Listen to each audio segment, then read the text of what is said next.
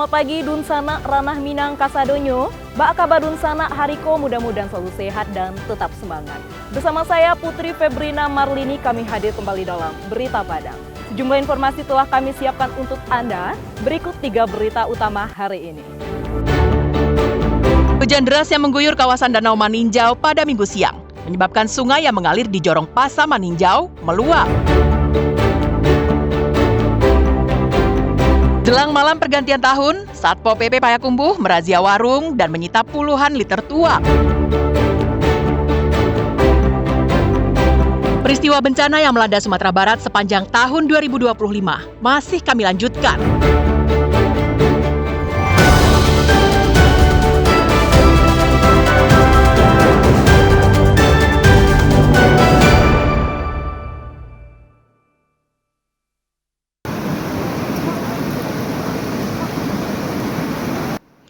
Beberapa saat setelah hujan reda, sebuah sungai yang mengalir di Jorong Pasa Maninjau tiba-tiba meluap. Airnya meluber hingga ke jalan raya. Warga sekitar yang terkejut dengan peristiwa itu segera berhamburan menyelamatkan diri. Warga ini trauma dengan peristiwa banjir bandang yang terjadi sebulan lalu dan menghancurkan nagari Sungai Batang yang letaknya berdekatan dengan Jorong Pasa Maninjau. Tentara yang saat itu sedang bertugas menyingkirkan lumpur dengan sigap mengevakuasi warga ke tempat yang aman. Hal itu dilakukan untuk menghindari dampak buruk yang bisa saja terjadi. Evakuasi dilakukan dengan berbagai cara. Ada yang dibimbing melewati derasnya air yang mengalir di jalan raya, bahkan ada warga yang digendong tentara. Meski yang dilewati hanya air dengan ketinggian hampir setengah meter, namun derasnya air yang meluncur itu mengkhawatirkan warga. Puluhan rumah di Jorong Pasa, Nagari Maninjau ini pun mengalami kerusakan akibat terendam lumpur dan material yang terbawa banjir bandang. Akses jalan lintas Sumatera Maninjau Agam pun tak bisa dilalui kendaraan apapun.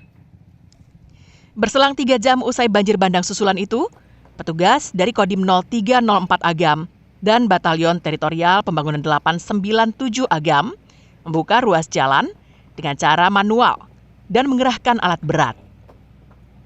Berkat aksi sigap tentara ini, akses jalan lintas Maninjau Lubuk Basung pun mulai bisa dilalui, meskipun harus dengan sistem buka tutup, karena jalanan masih dipenuhi material yang terbawa banjir bandang yang menyempitkan ruas jalan. Ini anggota standby, baik yang dari Kodim maupun dari YTP 897. Mereka standby untuk mengantisipasi setiap kemungkinan yang terjadi, Mas. Evakuasi dilaksanakan secara terbatas. Itu ada masyarakat yang perlu dia amankan, dievakuasi baik dan secara gendong, ada yang dipopoh dengan beberapa anggota. Intinya adalah bagaimana melaksanakan penyelamatan dengan cepat, tepat, dan mengurangi segala risiko. Demikian, Mas. Menurut Letkol Taufik, puluhan anggotanya memang telah disiagakan di daerah-daerah rawan berpotensi banjir bandang, guna mengantisipasi dampak banjir susulan. Sri Purnama melaporkan dari Agam.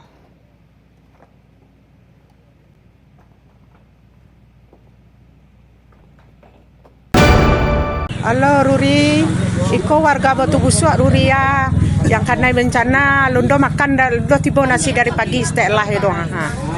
Tolonglah kiriman nasi Ruri, gak syarat bungtuh lah mah. Ketek kami di sekolah dari pagi lundo makan le doa.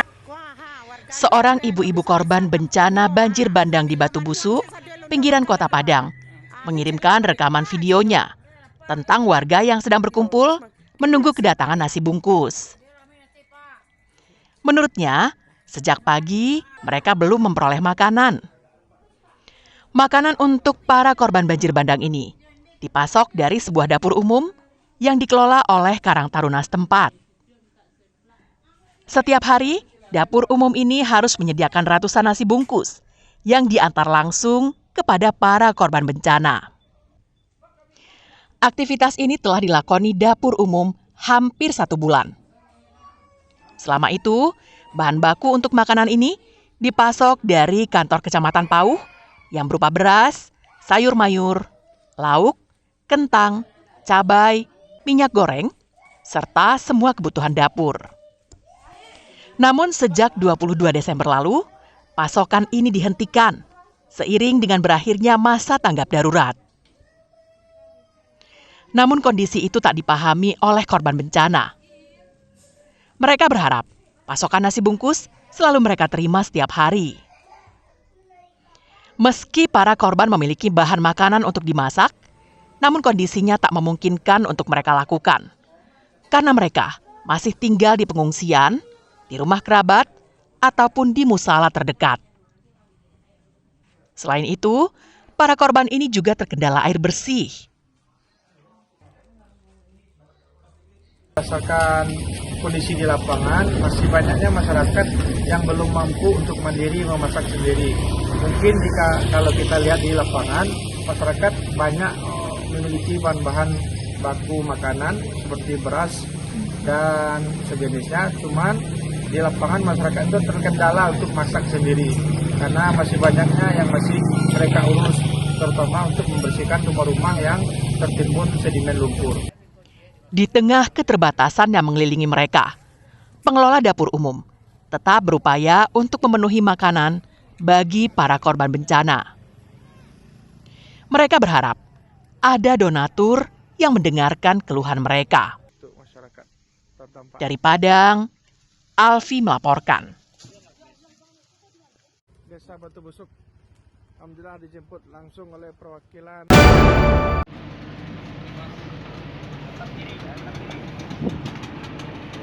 Kasus kapal mati mesin di laut lepas kembali terjadi di Mentawai. Kali ini menimpa Inas, nelayan yang berusia 42 tahun. Inas diselamatkan tim SAR setelah terombang-ambing di laut lepas selama hampir 7 jam. Minggu pagi, bapak 3 anak ini berlayar dari Tua Pejat ke perairan Baru Tongga yang berjarak sekitar 5 mil dari Tua Pejat untuk mencari ikan. Belum sampai di tujuan, tiba-tiba mesin kapalnya mati karena ruang mesinnya kemasukan air. Inas berhasil menutup saluran air yang masuk ke kapalnya. Tapi nahas, mesin kapalnya digenangi air dan tak bisa lagi dinyalakan. Inas pun terombang-ambing di laut lepas seorang diri. Inas tertolong melalui sebuah kapal kecil berpapasan dengan kapalnya. Apa kena mesin, Pak? Belum masuk air. Oh, belum masuk air, Pak. Jadi nama Pak siapa, Pak? Inas. Inas ya, Pak. Umur, Pak? Kedua ya, Pak. Jadi tadi dari mancang dari Tepecak, Pak. Iya. Tim SAR yang memperoleh kabar itu mengerahkan personilnya ke lokasi. Saat ditemukan, tim SAR pun mengevakuasi Inas dan kapalnya. Inas dinaikkan ke RIB atau Rigid Inflatable Boat, sebuah perahu dari karet yang memiliki kinerja dan kapasitas tinggi. Sedangkan perahunya ditarik dengan kapal yang sama menuju pelabuhan Tua Pejat. Kapal mati mesin di sekitaran Kepulauan Mentawai, di mana Basarnas Mentawai menerima informasi pada pukul 15.30. Kapal nelayan tersebut terombang-ambing di perairan Mentawai dari pukul 9 pagi sampai saat survivor ditemukan. Survivor ditemukan pada pukul 16.00 oleh tim gabungan dari Basarnas, TNI AL, kemudian Polairut. Kejadian yang berulang seperti ini menjadi pertanda kurangnya pengawasan ke Syah Bandaran. Pasalnya, salah satu tugas kantor ke Syah Bandaran adalah mengawasi kelaik lautan kapal. Safatul Ulum melaporkan dari Mentawai.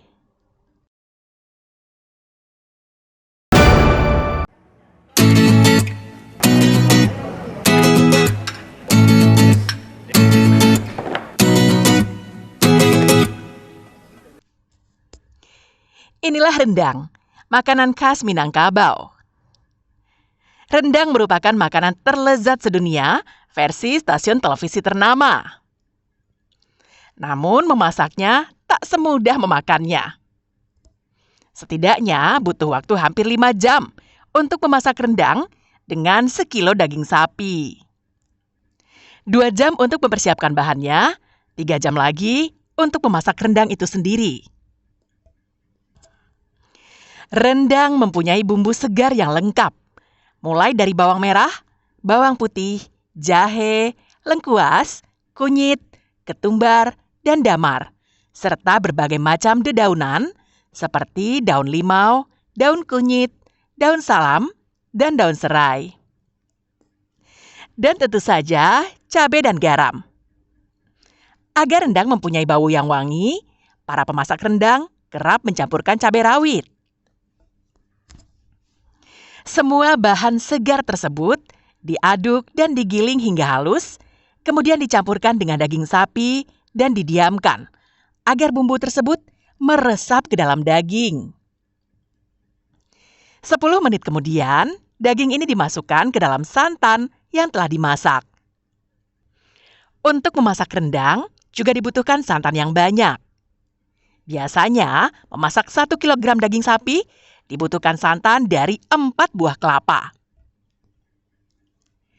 Daging dan santan tadi diaduk hingga mendidih dan mengental. Proses ini harus selalu dilakukan, jika tidak, rendang akan hangus atau lengket di wajannya. Rendang yang legit biasanya dimasak dengan kayu. Pasalnya, dengan suhu bakar sekitar 80 derajat Celcius, panas yang ditimbulkan dianggap cukup untuk mematangkan daging. Namun bagi emak-emak zaman sekarang, memasak rendang tak begitu rumit. Bagi mereka, bumbu untuk rendang tak perlu digiling, tapi menggunakan peralatan elektronik untuk menghaluskannya. Santan juga tak perlu diperas dari kelapa yang sudah diparut. Cukup dengan membeli santan yang sudah jadi. Memasaknya pun juga tak perlu dengan kayu bakar. Mereka menggunakan kompor gas dengan api yang kecil sehingga suhunya tak lebih dari 100 derajat Celcius. Santan juga tak perlu diperas dari kelapa yang sudah diparut. Cukup dengan membeli santan yang sudah jadi. Memasaknya pun juga tak perlu dengan kayu bakar. Mereka menggunakan kompor gas dengan api yang kecil sehingga suhunya tak lebih dari 100 derajat Celcius.